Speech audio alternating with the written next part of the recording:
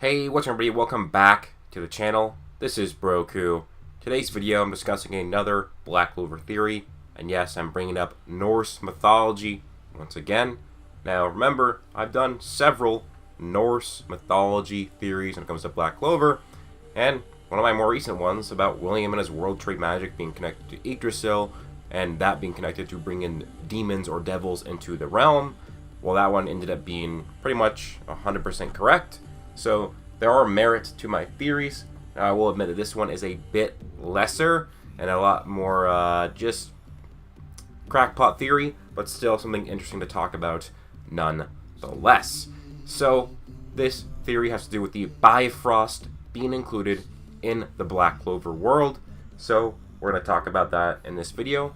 But first, please leave a like, comment, and then subscribe if you do enjoy this video. And one thing I do to mention, hate plugging stuff, but I'm just starting something new. Now, as you know, I'm a personal trainer and nutrition coach. I have a fitness channel, but I also just created a fitness website called thehallofgains.com, and I'm doing online personal training, selling training packages, and I am writing articles on that website. So it'd be really awesome if you guys would go check it out and subscribe to that by scrolling to the bottom and submitting your email.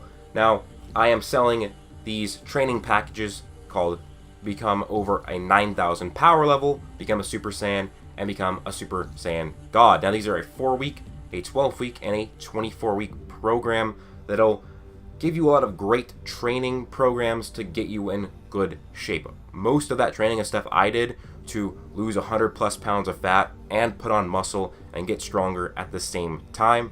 So it'd be very much appreciated if you guys did go and check out those programs on that website. Again, $20 for 4 weeks, a $50 for 12 weeks, and then a $90 for 24 weeks. That's 6 months of training.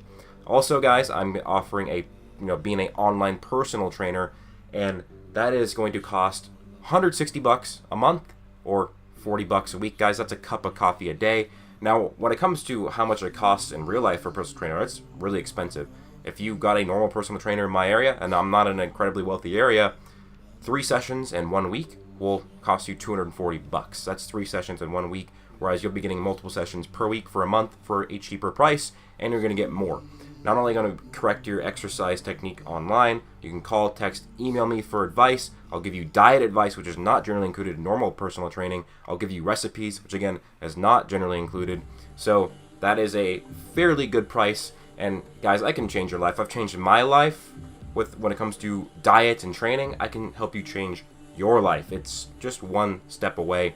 So please, guys, do check that out. I'll leave links below in the description. But that being said, let's get into discussing this video on the theory of the Bifrost being in Black Clover. So, if you guys don't know, the Bifrost is an origination. It's a magic that comes from the Norse mythology. Now, if you guys have seen the MCU or read Marvel Comics, you probably have already seen or heard of it before, as it's featured in the MCU as Thor. He can use his hammer, or I guess now his axe, to summon the Bifrost. You can use it to teleport, and that's pretty much what the Bifrost is in Norse mythology. It's a rainbow bridge. It's a magical bridge that connects the realms. So, in Norse mythology, to traverse the realms, if you're not some sort of, I guess, special entity, you would need to travel across the Bifrost Bridge. It is the gateway to the different realms. And this was created by Odin and his magic. So this is basically Odin's magic. And now, in a very important image in the early onset of the Black Clover manga, which was Asta offering help to Noel, there is a rainbow in the background. Now, again, like I said, this is a bit more of a crackpot theory, but what if that rainbow bridge is actually the Bifrost? This would be really interesting because this is an important moment in the actual series. This is where Noel gets reassured by Asta and the Black Bulls, and she begins her path to becoming an incredibly powerful and competent magic knight. Because before, she was not confident in herself or her abilities, but this just gave her that push to become great. Now, what if this just wasn't a normal rainbow in the background, but this was a Bifrost bridge, or just the Bifrost in its natural occurrence, and this is, like, I guess, a sign of the gods watching what's going on. Now, remember, guys, we have gods in Black Clover. I just did a video the other week on it. And we have gods of fate in Black Clover. And just to add more Norse stuff into it, in Norse mythology, the gods of fate are the Norns. They are witches that use thread magic to control fate.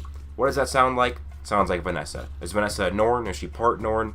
I don't know. But if there are likely Norns in Black Clover, because Vanessa probably has ties to them, then there are probably Norse gods. And the Norse gods, like the Aesir, they use the Bifrost Bridge. They have the power of the rainbow. What if this rainbow was a little hint, an early bit of just a tiny little, very subtle foreshadowing for the Norse gods in the future as they are watching this moment happen? Now, if you just think about it, in terms of Norse mythology and taking that and just pairing it with Black Clover, Asta would be an incredibly important weapon to have when it comes to combating the gods of fate.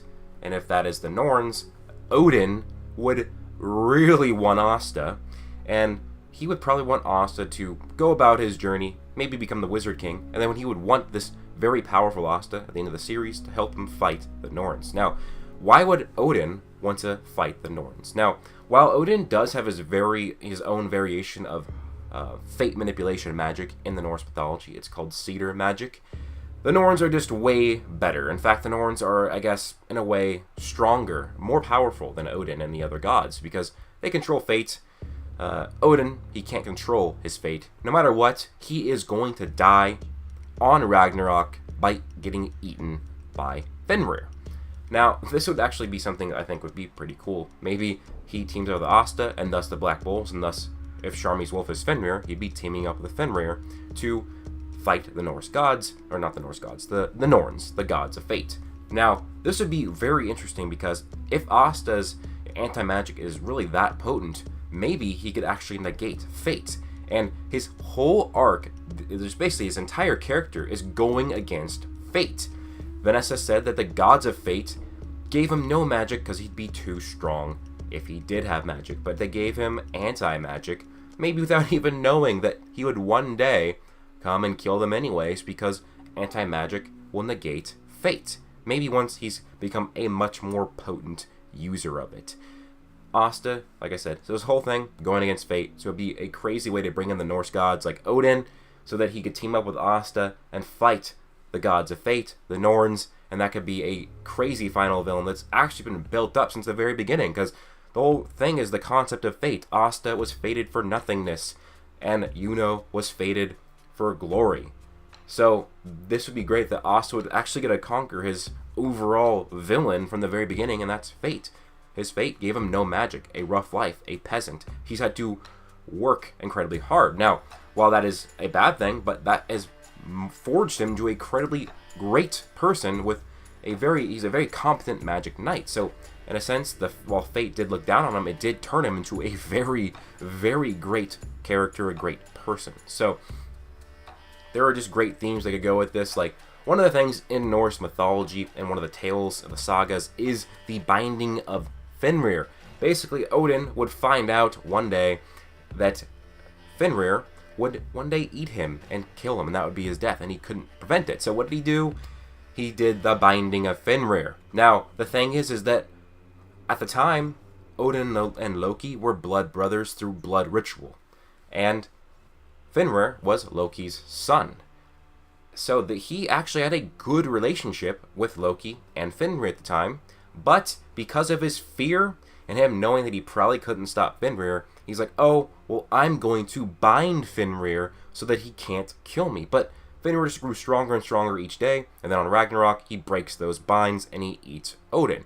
But the thing here, which would be great with Sharmi if that wolf really is Fenrir, is that this actually was Odin setting his own fate. Because with Odin, if he had just become friends with Fenrir instead of binding him, Fenrir would have no reason to side with the Jotun army and then kill Odin. Fenrir would stay on the side of the Aesir, and he would not eat Odin. Now imagine this, because Odin and Fenrir are these antagonists to each other. Imagine Odin riding Fenrir into battle. that would be epic because those are the two dynamics. Now, if they're actually working in tandem instead of against each other, I think that would be a great scene to see within Black Clover. So, yes, this theory really doesn't have merit to it. It's just a rainbow.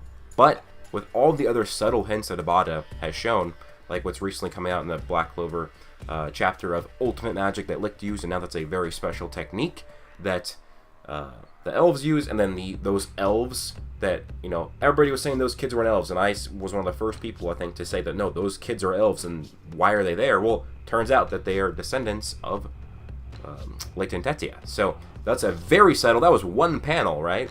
So yeah, Tabata has done this sort of very, very, very, very, very subtle hints and foreshadowing. So what if this rainbow is actually the Bifrost, is a little hint, a little gleaming, the Norse gods are watching, that Odin is watching Asta, waiting for him to become the ultimate warrior so he can help, you know, and use Asta to ultimately defeat the gods of fate that control everything, even the gods. They control the fate of the gods. So that's pretty much it for this kind of theory. Is that the Bifrost?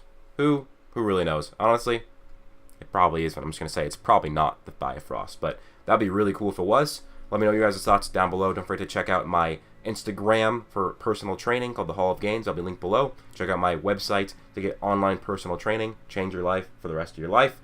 And that being said, hope you guys have an amazing day. Plus...